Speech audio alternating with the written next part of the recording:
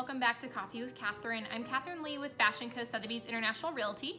Today I'm going to go through a quick checklist for you of things to remember to do prior to going to the closing table. These may be items that I've had clients, forget or ask about, so here's just a quick little list for you. Item number 1 is get your utilities scheduled.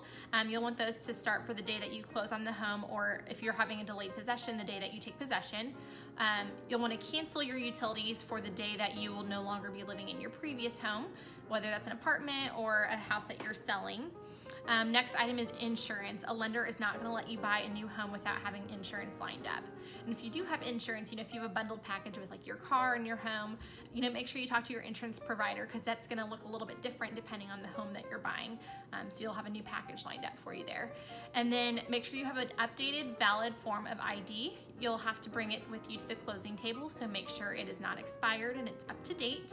And then finally, if the lender has sent you any docs in advance, make sure you get those over in a timely manner, just to not have to worry about any delays. And then the last item is your movers. So I recommend, getting your movers lined up in advance. They typically book up pretty quickly, especially in those busier times, spring and fall market. However, you don't want your movers to start until after the funding is going to go through. So if you're closing, in the morning, maybe you don't have those movers lined up until that evening, maybe even the next day.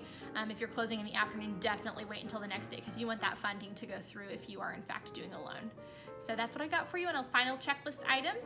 Thanks again for joining an episode of Coffee with Katherine.